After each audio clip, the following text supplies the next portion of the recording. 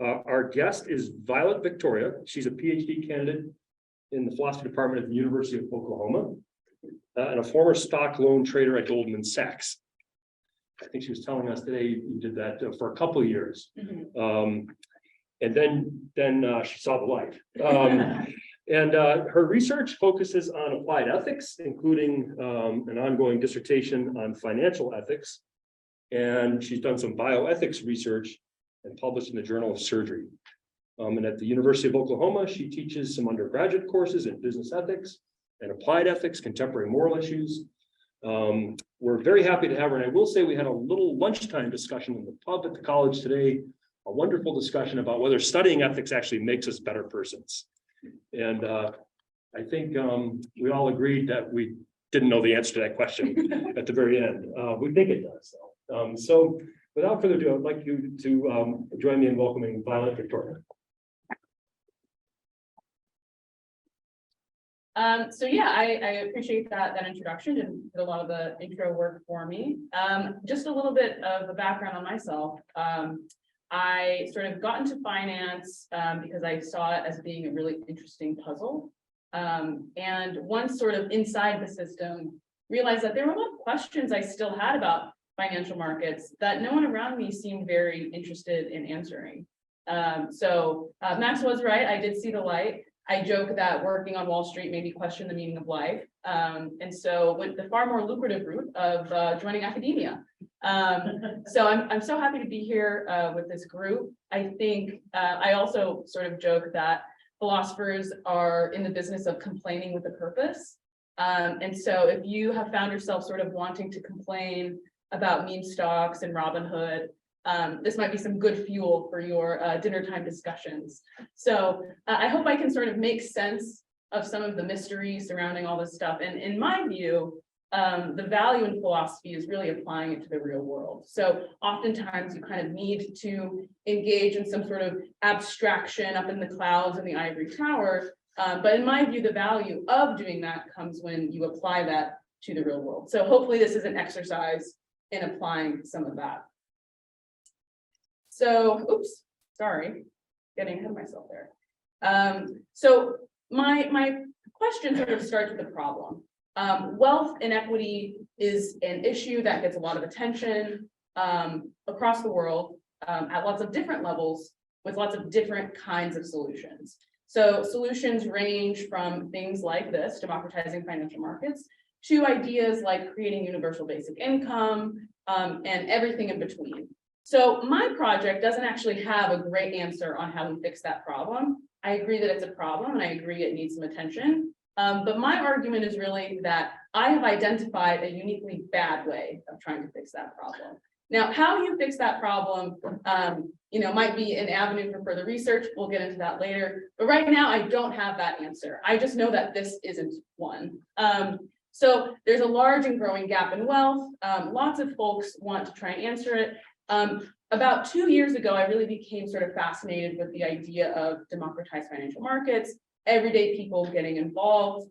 And I kind of had a straw man argument of, if you want to say that this is going to work to fix wealth inequality, I disagree with you. It's kind of easy to sort of make arguments like that. But lucky for me, the World Economic Forum last August came out with a report saying just that. So now I do have someone to argue with. And my reasoning behind this being a bad solution kind of has two sort of dimensions to it. I think it's not actually going to do what we want it to do, namely help a different group of people traditionally not engaged in financial markets, engage in them in a successful way, defining success as not losing all of your money. And I also worry that having this new group of traders in the markets might damage financial markets themselves. And that might strike you as a little bit of an odd argument. And that's because I think we sort of go about things without thinking about the purpose of financial markets themselves. So included in this argument is sort of my dissertation project, which is suggesting that financial markets as a whole have a particular purpose, and we can be led sort of astray if we forget that purpose or have an incorrect view of what that is. So the project for today is first to kind of outline the hypothesis, what financial market democratization really is, and why individuals might think it could, be a good solution to a problem, and then walk through the reasons why that's maybe not the case. I also have some slides at the end in case any of the Q&A is involved in any of the other weird stuff going on in finance right now. So there's some bank runs going on, some craziness in crypto. They are connected in certain ways to my project overall. So I'm more than happy to talk about that in the Q&A portion. All right. So the first thing is, what is market democratization? What are financial markets for? Oftentimes we have this sort of latent or implicit assumption that the stock market is for the purpose of creating wealth or for the purpose of maximizing wealth. And I'm going to disagree with that. Although I think it's a very valuable kind of reward mechanism for ensuring that the right kind of activity is going on. And we'll get into some other sort of proposed projects and definitions there. Next sort of term we want to describe is the idea of a retail trader. Some of this might be stuff you guys already know, but just to make sure we're all on the same page. A retail trader, for my purposes, are any sorts of traders who don't do it for a living at a large sort of institution like a bank or a hedge fund. So anyone trading on Robinhood's app is going to be a retail trader. Anyone who describes himself as a day trader trading on their laptop at home is going to be a retail trader. A trader with a Bloomberg terminal inside of Goldman Sachs is not a retail trader.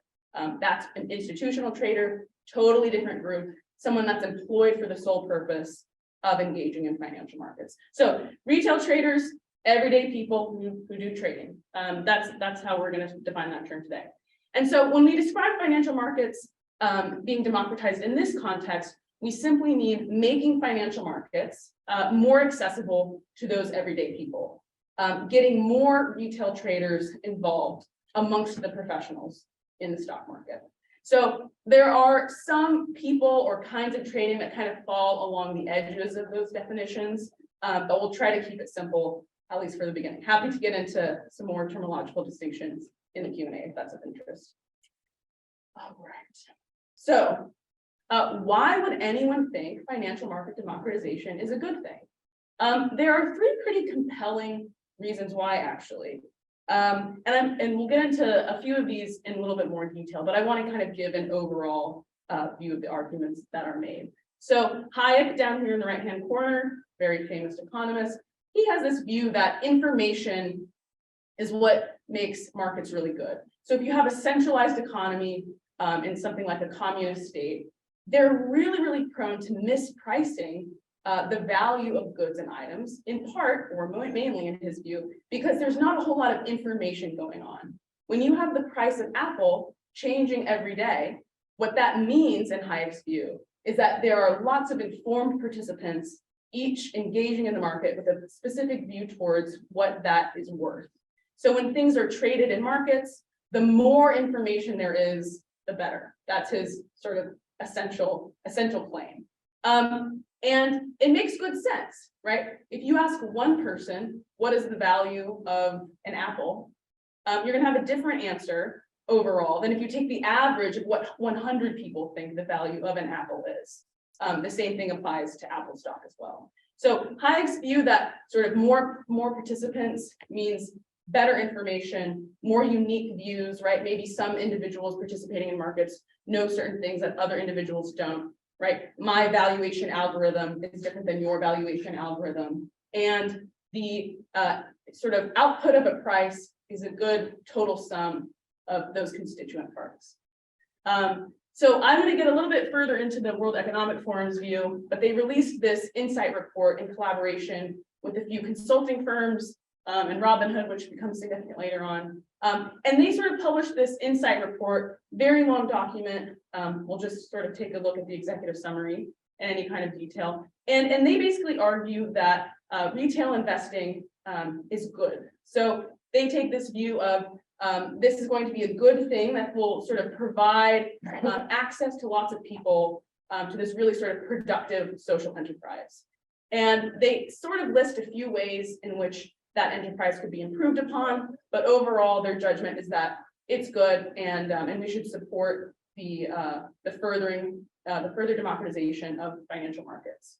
And Robinhood is an app that I'm sure is at least familiar to some of us. If the app Robinhood isn't familiar to you, they would like you to think of themselves as sort of the cartoon figure of Robinhood. Steal from the rich to give to the needy. And they've really been involved very, very fundamentally in sort of revolutionizing the way that everyday people trade. So they had this fantastic idea of creating this really sleek app and giving everyone the opportunity to trade for 0 commission fees. So prior to Robinhood's existence, usually if you wanted to trade securities on your Charles Schwab account or on E-Trade, you had to pay something like a $15 fee to do so. And it turns out that's actually not how those brokers make the bulk of their money. But removing that $15 fee has a really big influence on the behavior of individuals. And we'll get more into that in a minute. So my slide is a little tongue in cheek here, right? They say we can make markets more virtuous by democratizing them and making them less exclusive. So just like those elites out there, they're keeping the little guy out, and we want to help out the little guy. Of course, in the meantime, we make money off of them, and that's good for us, but they don't really say that up front. So these 3 views would both conclude that we should make financial markets more accessible to everyday people. It's virtuous to do so, right? Because we don't want to restrict this sort of class of human behavior to only the elites or only the rich. We can make prices and information better. That's a Hayekian point. So the value of the number given by the individual price of a security will be more accurate if we expand who's participating in financial markets. And the World Economic Forum is going to say, and it's going to be good for the people who participate. So markets are better off, prices are more accurate, and the people participating are made better off. That paints a really, really positive picture of this kind of activity. So to get a little bit more into detail on Hayek's view, he thinks that these prices are capturing really relevant action guiding aspects of an individual security. So if you think about the population of people who have traditionally been professionals and interested in investing in the stock market, you could classify them as a relatively homogeneous group.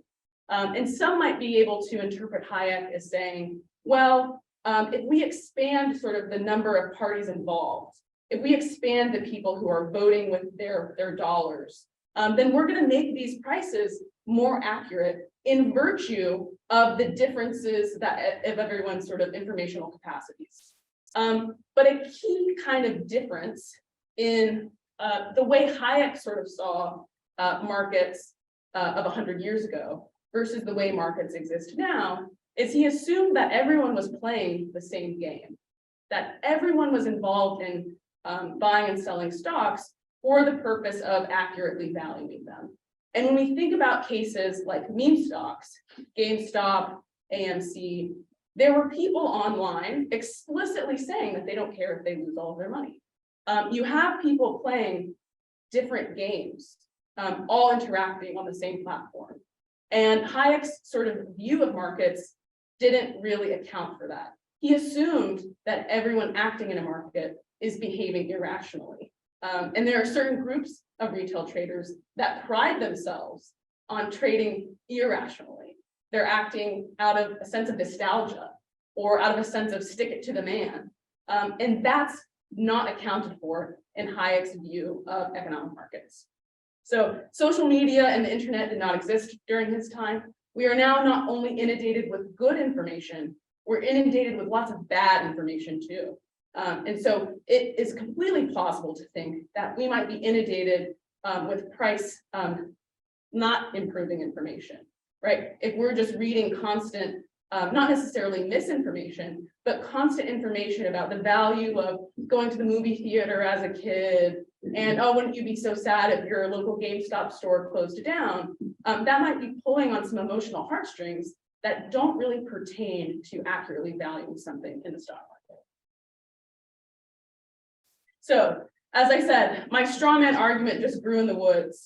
I'm so thankful to the World Economic Forum for publishing this report in August of last year. So they say lots of things that reflect kind of a very positive view democratizing retail markets. And we had to sort of lower the resolution. So I'm going to go ahead and read the bits that are highlighted because they are a little bit small. So from the executive summary, they say participation in capital markets enables people to take ownership of their financial future, not only to ensure retirement and long-term financial resilience, but also to improve their socioeconomic status. Boy, doesn't that sound good. They say that markets can enhance retail investor participation in a responsible manner to realize the full potential of wealth creation via capital markets. So there's this sort of like ultimate realization and that we're on the sort of the precipice of, we just continue democratizing financial markets, things will get even better. And then down at the bottom, significant volatility and market headwinds have arisen, raising questions as to how retail investors will navigate this period of volatility.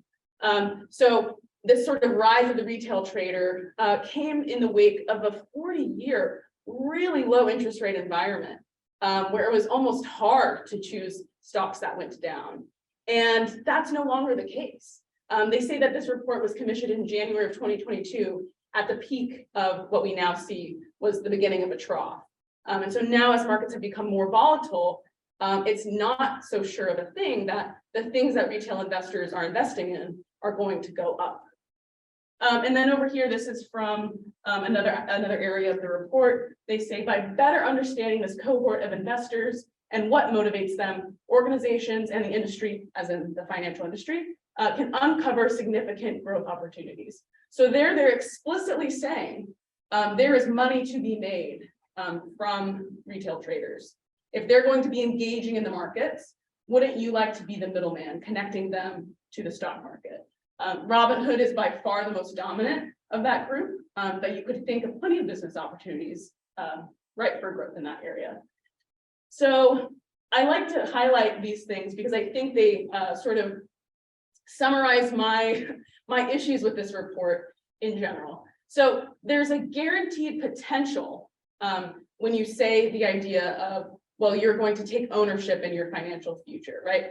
That responsibility rests with you. But that does not straightforwardly guarantee a good outcome, right? You can have great responsibility for things that end up screwing you over or leading you to doom and destruction. So guaranteeing your ownership of a future doesn't ensure that that future is a good one. And realizing the full potential of wealth creation via capital markets, my question is really for who, right? Is that for the retail trader or is that for the businesses that are able to capitalize on facilitating retail trading?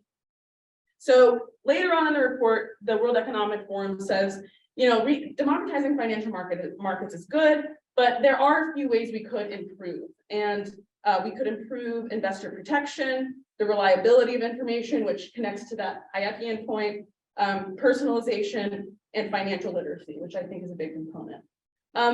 But my view is that those things they think are worth improving on are things that are so bad right now that democratization is not good, right? You wouldn't say, wow, this is such a nice house, I should buy it. It could just improve a little bit by having 4 walls and a roof and plumbing and flooring, right? Lacking those things makes it sufficiently not a good house to be improved upon, but a bad house. And that's essentially my disagreement with the meat of their claims.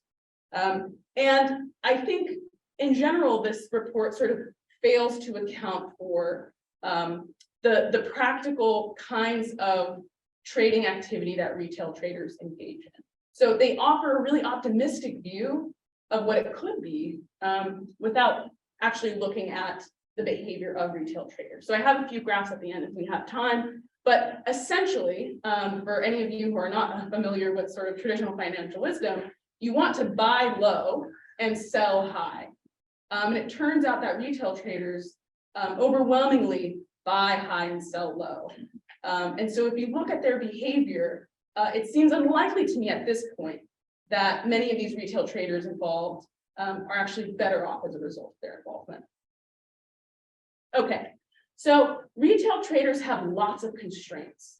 I'm going to get into these sort of 3 categories of restraints in further detail. But if you're trading on your cell phone, on an app with shiny doodads and whiz bangs and gadgets, you are at lots of disadvantages compared to those professional traders on trading floors with 8 different monitors with access to a Bloomberg terminal. So the two are very dissimilar.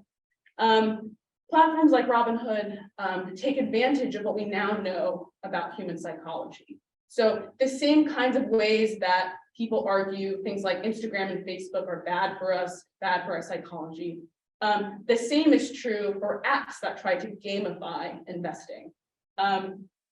Gamification can be used as a really powerful tool, right? Lots of people learn Spanish because Duolingo makes it very fun. But there can be a certain moral weight and negative impact of using what we now know about the human brain for evil or for bad. So I kind of like to use an analogy here, and the intent is to sort of question our intuitive reactions to the idea of democratizing stuff, right? We live in a democracy. We have an overwhelmingly positive association with the word democracy and democratization, but it's not super clear what that entails in outcome. So if you could think of something like democratizing transportation, boy, that could look like having a hyperloop between LA and San Francisco. That could look like having a great subway system. That could look like giving every single person a Toyota Camry, right? Something super safe with great gas mileage. Democratizing transportation could also be giving every single human being, regardless of whether or not they have a driver's license, access to a Formula One race car, right? You would be democratizing transportation. Boy, could people get super quickly between, here in Boston or something like that, right? If a coach bus takes an hour, well, your Formula One race car is going to take 20 minutes. Isn't that democratizing transportation? More people can move super quickly throughout the world that they live in. But we can see here in that sort of silly example, the really clear ways that could go horribly wrong. And my idea is essentially that the way that we happen to be democratizing finance now is more like giving everyone a Formula One race car than it is something like giving everyone a Toyota Camry. We're democratizing it, but we're putting retail traders at great risk of harm by doing so, because they're so much less safer driving a Formula One race car than they would be if they were driving a Toyota Camry or taking a bus or using the subway. Okay, so walking through sort of these 3 topics, I want to sort of allude to these categories before I get into them. Retail traders, right, the people trading on their phones, on their laptops at home, they have lots of constraints, and I kind of group them into 3 overall groups, but you could sort of divvy these up in any kind of way. I like to think about them as having restraints on their information, restraints on the amount of time that they spend trading, and restraints on the kinds of products that they have access to. So we could think of lots. I like to categorize them into these 3 overall categories. I won't get into every single constraint that retail traders have, but I want to talk about a few really salient ones. Okay, so the first thing is information. Robinhood really prides itself on having an app that is very easy to use. In my argument, too easy to use. The fact of the matter is, trading is very difficult to do. You need to use a lot of information, have a lot of information at your fingertips, and hopefully very fast information. So if a tree falls in a wood 30 miles away, you would really like to be the first person to know. If you're the last person to know, odds are the people who did get to know that information first have already made the trading decision that you wanted to make as a result of having that information. So I do want to be a little bit more careful with talking about this, because in general, trading itself is not a sort of homogeneous activity. Making the kind of bet that the S&P 500 will go up sometime between you being 20 years old and your retirement age is a much less risky bet, much less risky bet than, for example, betting that a derivative contract is going to be worth X amount in 2 weeks. So to say that retail traders are engaged in trading really isn't precise enough of sort of a description, because lots of people could make sort of safe investments, like investing in ETFs, for example, which are just sort of baskets of securities meant to represent some index overall, or perhaps a sector or industry, versus making really specific single name stock bets, or in my opinion, even worse, highly leveraged derivative bets. And these platforms make all of those things very easy to use.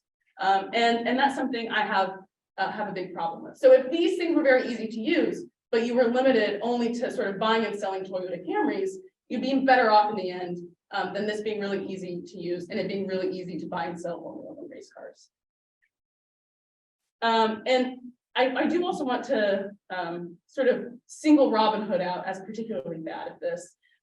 There's a sort of plethora of ways that you can compare and contrast different brokerages, right?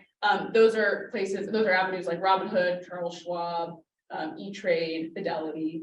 Robinhood consistently ranks as being the easiest to use and providing the least amount of information. And it's worth saying that the two really go hand in hand. If you have to make a decision on what to eat for lunch and you only have two options, right? Or one restaurant, right? You either eat lunch or you don't. That's a much easier, quicker decision to make, regardless if it's really a good decision or a food that you want to eat. Compare that to being in downtown New York City and having 82 different options for lunch. Well, that might be a harder decision to make, but you're more likely to get exactly what you want, right? If you have the option between Chicago style pizza, New York style pizza, thin crust, vegan, gluten-free, right? You're more likely to get just the pizza you want instead of having the option of going to Domino's or not. So Robinhood is really, really easy to use. And part and parcel of that, in my view, they have very little information. So, imagine someone using their phone down here, competing with someone having all of that information of the trader with 85 different screens above. It seems clear that the retail trader looking at this shiny app might be missing out on some key information that the the professional trader at the top has. So even if they had, even if they both knew exactly how financial markets worked, how to make good trades, even if they had the exact same strategy, which was a good one, they would have different results because one just has more information. All right, so let's get in a little bit more into app design. So Silicon Valley, really great place for innovation. They sometimes have this sort of catchphrase like move fast and break things. Fix them later is sort of the implicit follow-up. Whether or not they fix them later remains to be seen in many cases. But the ethos of this sort of innovative area of our country is to move fast and break things. And that works really well when you're talking about things like Uber or Lyft. People thought it was really good to talk about things like social media, Facebook, Instagram. Now we're kind of like, wait, but let's go back and fix some of those things. But moving fast is certainly a virtue on that side of the continent. And when we think of moving fast and breaking things, what many startups are trying to do in doing so is getting as many users on their platform as possible in the shortest period of time. So when you think about a sort of venture capital motivated growth strategy, you're really wanting to get as many people in the door as quickly as possible, right? You want those numbers now. You want to see a giant increase in the number of users. And prior to Robinhood coming onto the scene, lots of broker platforms, the Charles Schwabs of the world, were really boring. You had to log onto a clunky website, input your information, scroll through all these sort of disclosures, look at these tiny little graphs. It was all very black and white. It really wasn't very fun. Well, Robinhood made things fun. And they borrowed a lot of design lessons from social media. So if you log onto a Robinhood app, there's infinite scrolling. You have no idea how many pages of information you've gone through, the way you do when you're reading a book. And you can see, wow, I've made it halfway through this book. I've just been sitting here. I must have been here for hours. When you're on Facebook, you don't really realize you can just keep going and going and going. And it loads everything you could ever want for as many hours as you're willing to look at your screen. And Robinhood also implemented something made popular by casinos. They added a variable reward mechanism to their platform. So when you created an account, you were entered into an opportunity to win one of the stocks listed on the S&P 500. So when you logged in and created your account, before you spent a single dollar trading, you were given the opportunity to win something worth maybe $5 or something maybe worth $800. And it turns out that the dopamine receptors in our brain respond better when we have a variable reward, when we could get either a small reward or a big one, than knowing we're going to get a big reward or a small one. So they implemented both of those things with the idea that this will get people to use our platform for a long time. And they've been successful. So let's see. Okay, there we go. So finally, I want to talk about products. Robinhood, in their effort to democratize financial markets, think that everyone should have access to every financial product that exists. So it's not just a matter of buying or selling Apple stock, for example, or an ETF.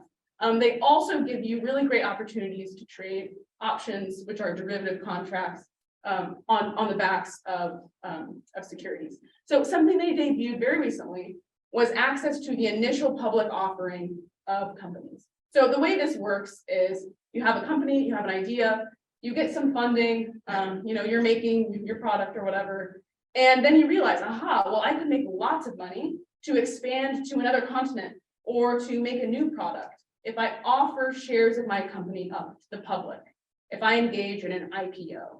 And the way this has traditionally worked, right, is you as a corporation walk into an investment bank, you say, hi, hello, I would like some help. I would like to take my company public. They say, okay, that's awesome. We'll have a whole team dedicated to you. They'll work around the clock, and we'll come up with a really nice pool of investors who will give you a good price for what you're worth.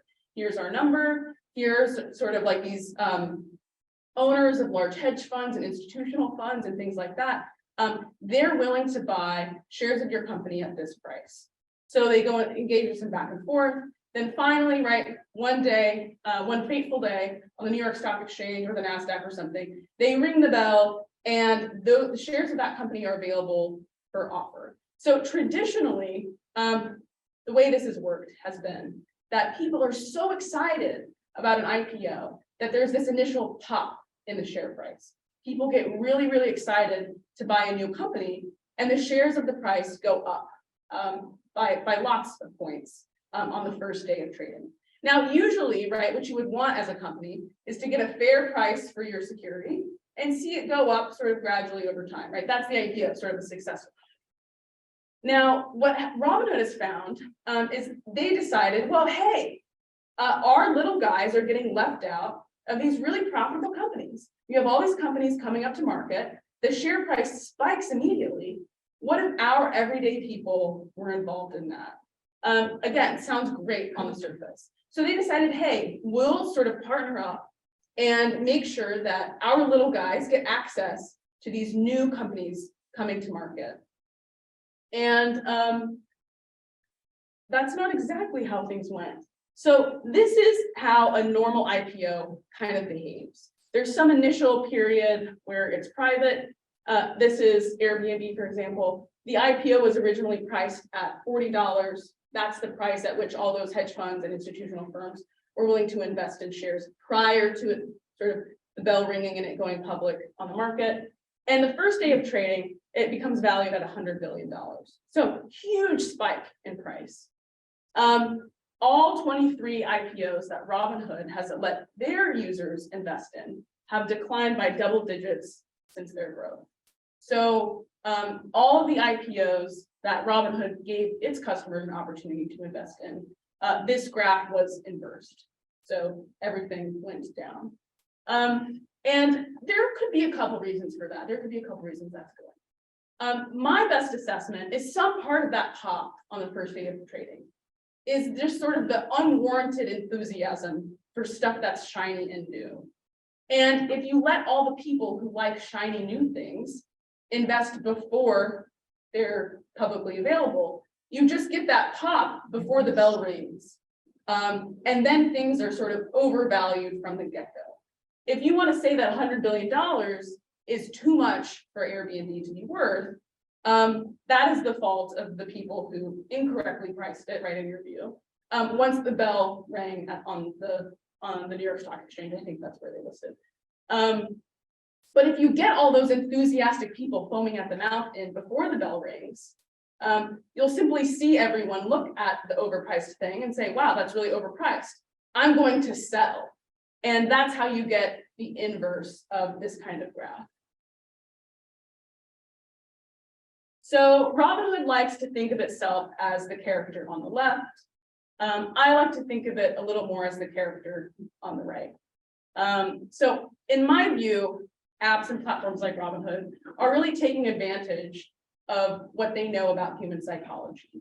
And they profit by something called payment for order flow, which if you've heard of it, it's often talked about in a kind of evil and demonizing light. If you read the book Flash Boys, it really paints a very negative picture of high frequency trading firms as just sort of skimming money off the top of every trade. That's not my view. I think payment for order flow itself as a practice isn't necessarily corrupting, but what it does do is incentivize Robinhood to pump up volume as much as possible. So if they make a tiny sliver of an amount on every single trade that happens, they're going to make more money if there's 100 trades than if there's 50 trades. They don't care if those are good trades or not. They don't care if their users are losing money on those trades or making poor financial decisions. They just want to jack up the number of trades happening. They want to be the middleman of as many deals as possible, regardless of whether those deals are good ones. So Jordan Dilts did some research prior to sort of the electronification of retail trading. So prior to Robinhood as an app existing or widespread access to lots of financial products on people's laptops. And even then they found that only 20% of day traders or retail traders are marginally profitable. So only 20% of them actually make money if they're involved in sort of playing with the stock market. I can only guess that that number would be made worse by having less information on an app.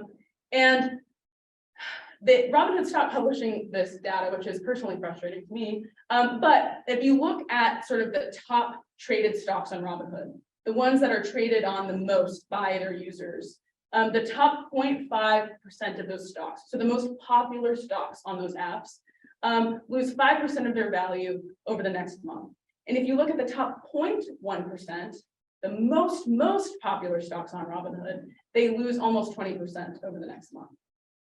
And that might sound kind of strange, but that's really common in what we would want to call momentum trades, right? If you have a herd of sheep following a price super far up, lots of people go, oh my goodness, that's far too high of a price for that kind of stock.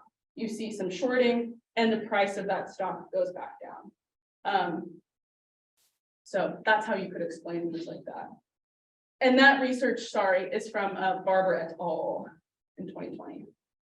Okay, so we kind of talked about how financial markets might be risky to the individuals, the poor saps, trading on their phone. I also am worried that we risk harming markets themselves. So if we take Hayek's view that the more information, the better, I think that's really not what's going on here. Again, if different players are playing different games, we're not going to have prices reflect better information. We're going to have, in some cases, like GameStop and AMC, we're going to have really silly and dumb prices because those prices aren't reflecting something like net future cash flows. They're just reflecting sentiment. They're just reflecting nostalgia. And without getting too far into a spoiler, I worry that professionals have easy prey to feed on.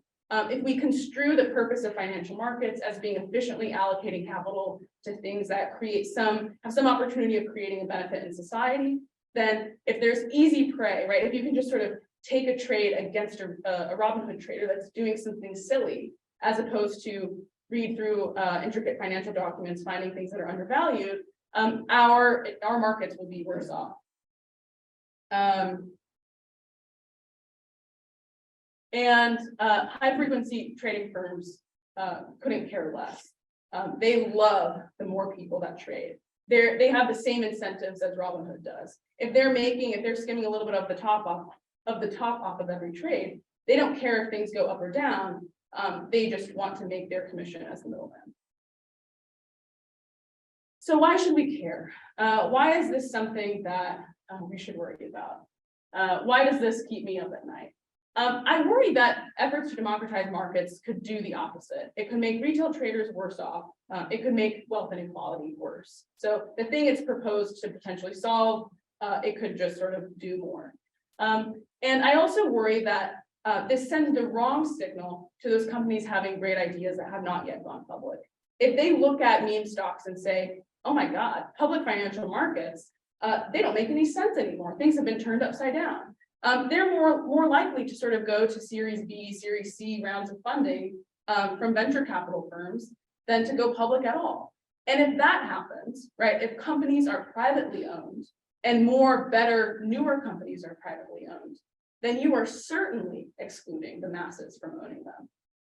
If you look at private equity VC firms, right, that's a very small percentage of the population. That wealth is not being shared or democratized in any way if no new companies want to IPO. And again, I forgot the numbers. I don't think I put them in the slideshow, but the number of companies that are IPOing every year has gone down dramatically over the last several years. And I don't want to take full credit of explaining that because there's a lot going on, but I certainly think this could be a concern now and moving forward. And finally, right, it might be easy to kind of dismiss the retail trader taking their discretionary income and flushing it down the drain.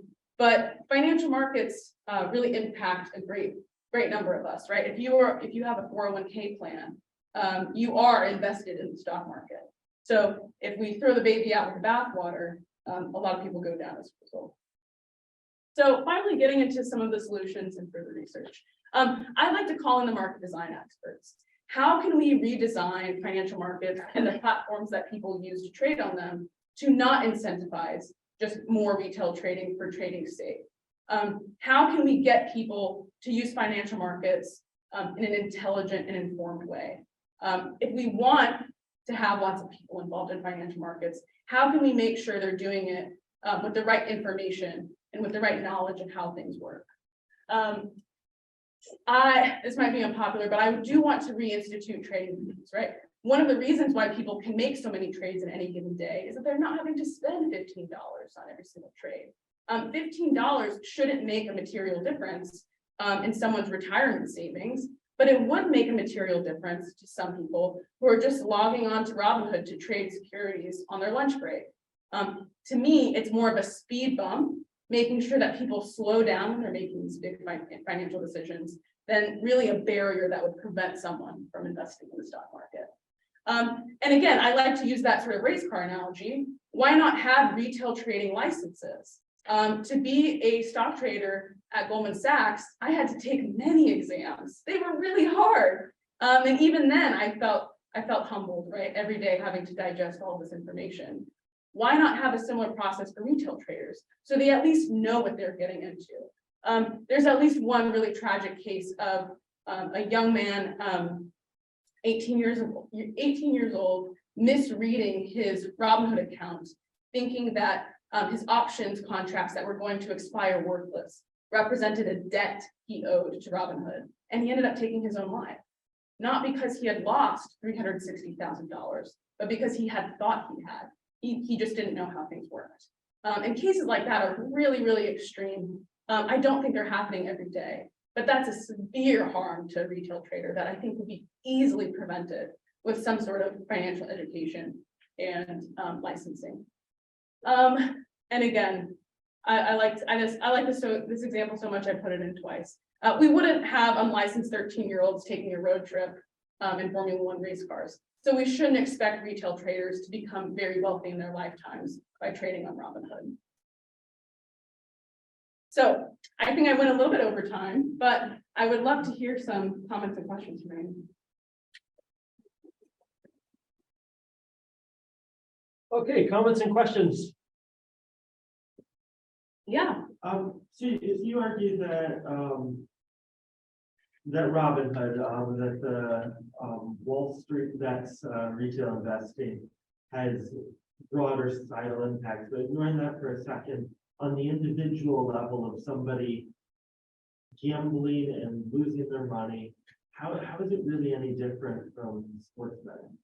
Yeah, great question. So that's actually the project of my dissertation. The point of sports betting is to bet on sports.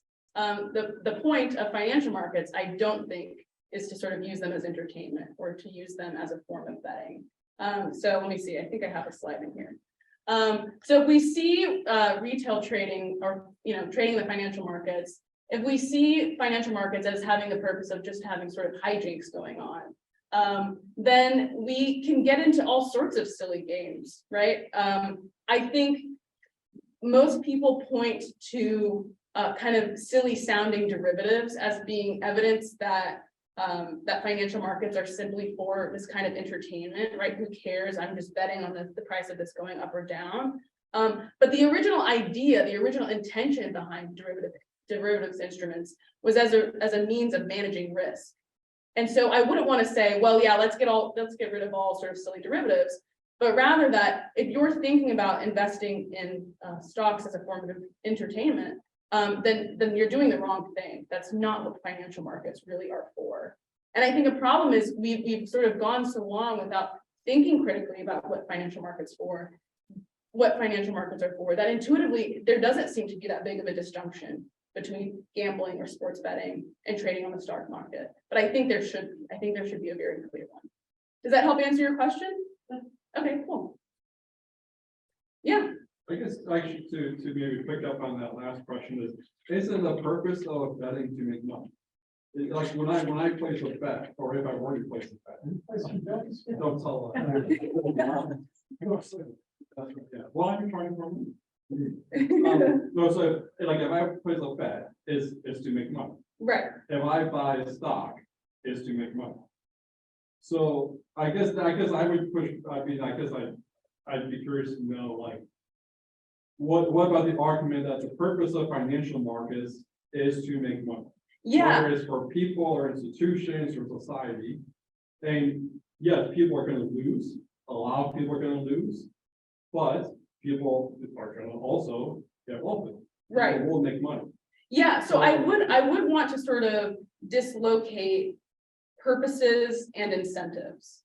So in my view, if we construe the purpose of financial markets as being efficiently allocating capital to things that could do good stuff, right? Companies that could make good products, companies that could do good things that benefit society in some way overall. The reward for doing that correctly could be money, but that doesn't mean the purpose of it is for money. And I think that's really where the difference lies in gambling. I do think very clearly, if you're betting on a sports team, sure, maybe your purpose is that you want to be right? You want to earn some brownie points or something like that. But the purpose very clearly seems to be just simply being right and making money as a result of it. I want to say that's very different from what we should be doing in financial markets. Now, I'm sure lots of people live and die, spend their entire lives living very long financial careers who don't see that as being the purpose. And to me, that's really the problem. So I'm sure lots of people working on Wall Street agree with you and think the two are the same, and the purpose of financial markets is simply to make money. But I would want to say that should be the incentive of doing the right thing, completing the project, fulfilling the purpose in the right way. And that if you have just sort of lots of investors, some making certain bets, others making bad ones, if you're making good bets on companies that do good stuff and make lots of money, you will be rewarded. And if you bet on bad companies that turn out to be frauds or turn out to make products that no one wants, you'll sort of be weeded out by losing money. And so the incentive should work to fulfill the purpose. And I think right now it serves to obscure it. Yeah, nice. Yeah, so this business about accurate pricing. So I take that to mean an accurate price of a security reflects what the company is really worth.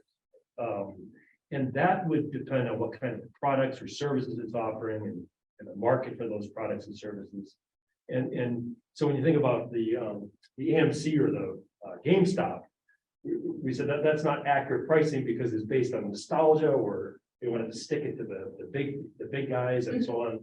And it wasn't really reflective of what those companies were worth. I think that, but I'm wondering how many professional traders are actually looking into companies and saying, oh, what's their history, profit making history, or how much debt do they have, or how much liquid cash do they have? I mean, are they really doing that? Are they just staring at trends and numbers and getting the latest information. And it's how much accurate pricing is really going on in the professional trading. Yeah, so I think there's two kind of things that you're talking about. Okay, maybe I'm probably One seems to be a suspicion that prices are ever accurate. And I Yes. think that's a good suspicion to have. Okay.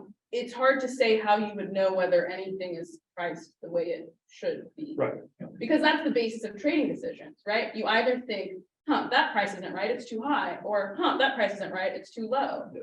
And in a way, prices are always engaged, like sort of a way to reflect how you disagree with them, right? Whether you disagree with them on the upside or you disagree with them on the downside.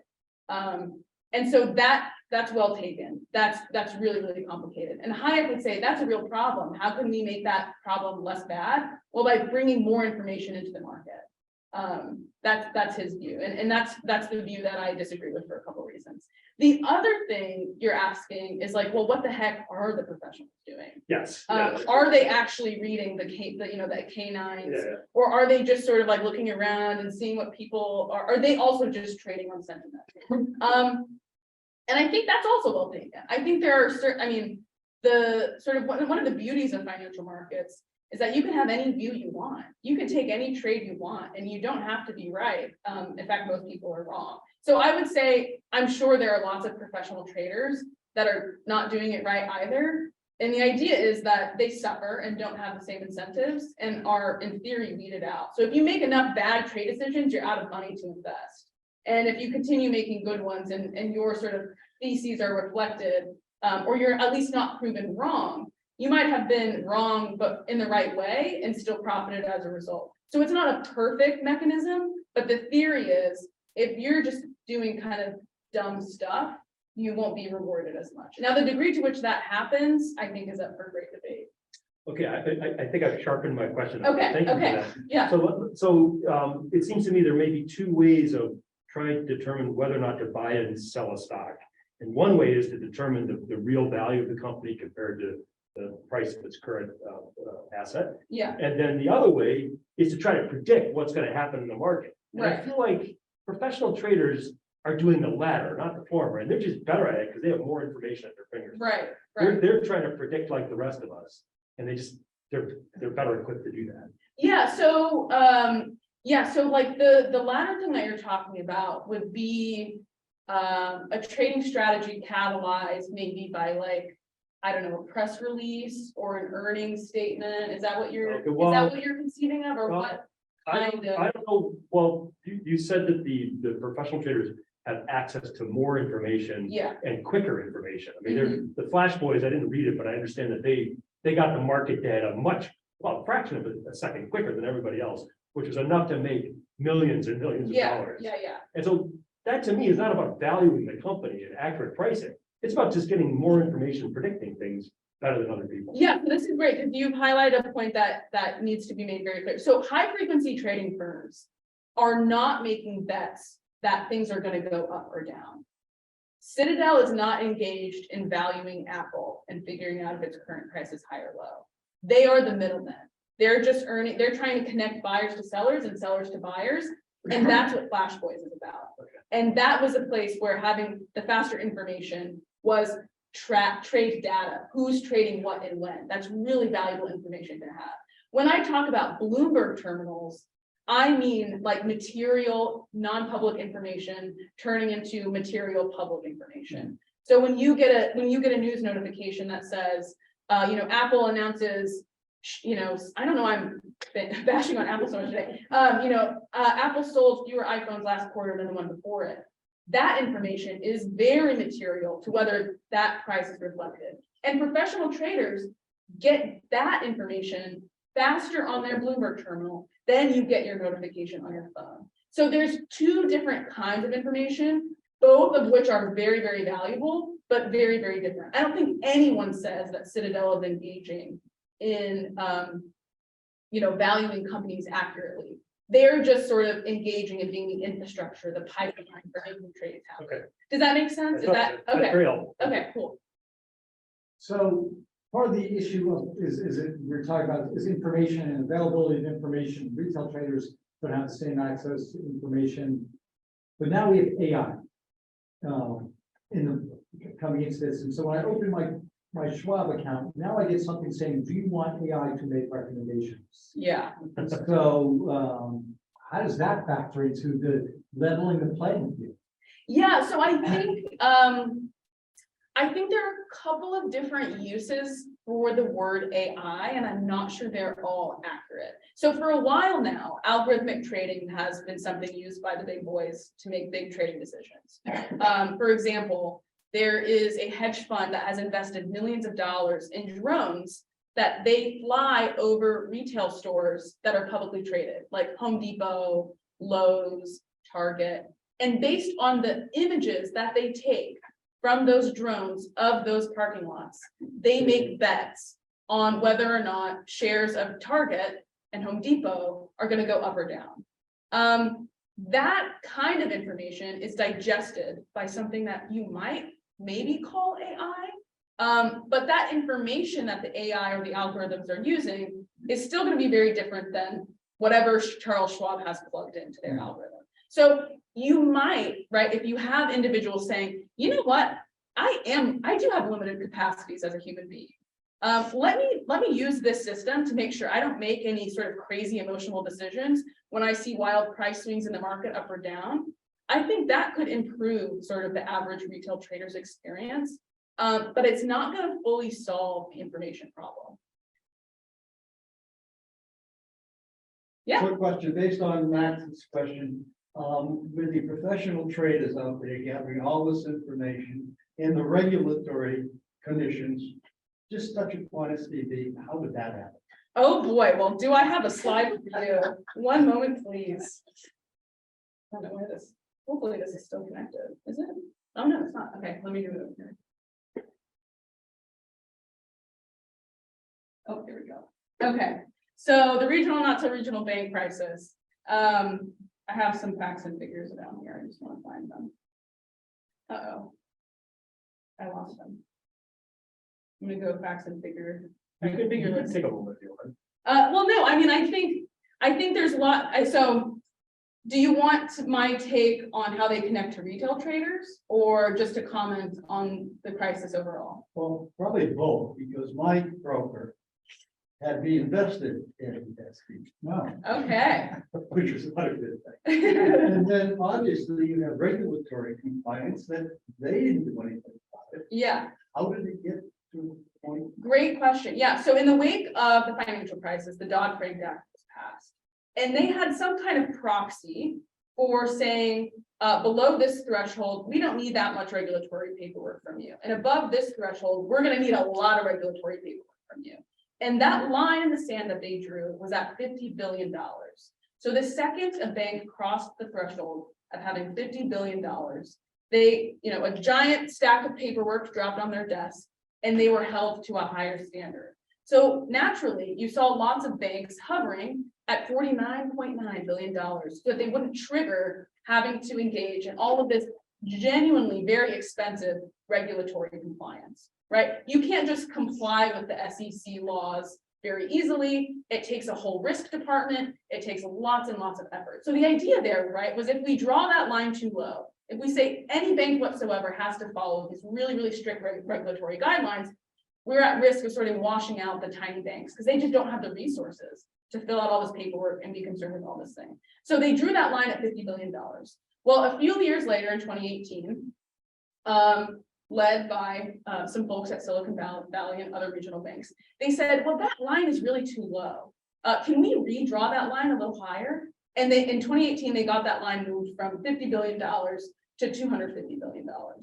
Well, when the clock struck midnight on whatever day that change was signed, you saw all of these banks hovering at $49.9, try to get as many new deposits to get up to $249.9 billion as quickly as they could. So between 2018 and a month ago, you saw Silicon Valley Bank go from $49.9 billion in deposits to essentially 250 plus. And part of sort of that instability is from these formerly $49 billion banks just trying to accelerate up to 249 as quickly as possible. If you're trying to grow your depositor base that quickly, there's not a whole lot of areas that you can park that money in that quickly. So what did they turn to? Well, US Treasury bills. That's a really safe investment, so long as interest rates don't rise. And what happened? Well, interest rates rose. And in theory, that in itself is not enough of a problem for a bank to go bust. It was kind of a confluence of factors. So the other part is that Silicon Valley Bank was a bank in Silicon Valley. Who invested in it? Lots of Silicon Valley people who have very active Twitter accounts and are very in touch with each other. And so if one of them takes a view on Twitter, or Peter Thiel calls all of his portfolio companies up, they all kind of act in a herd to facilitate a kind of bank run. So that's why I put SVB's logo over a shot from It's a Wonderful Life. They act with this kind of herd mentality that maybe wouldn't exist amongst the retail sort of depositors at my local bank in Oklahoma, right? We're not all connected over Twitter or connected via Peter Thiel or go to the same VC networking parties, but the depositors at that bank did. Now, I want to say that there is something very new about this crisis that's very unlike banking crises or bank runs that we've seen before. And that's that there's this really severe asymmetry between how quickly we can remove our deposits from a bank and how quickly on the other end, the bank can get more liquid capital in from some rescuer. So one of the silly things that happened at SVB is they essentially tried to get an emergency sort of bridge loan of cash to fulfill all of these exiting depositors. And because the systems at the sort of institution they were getting their money from shut down at 4 p.m. and they needed to do a sample trade before they could give them $50 billion. They said, well, we can't do this trade today. We'll have to do it tomorrow.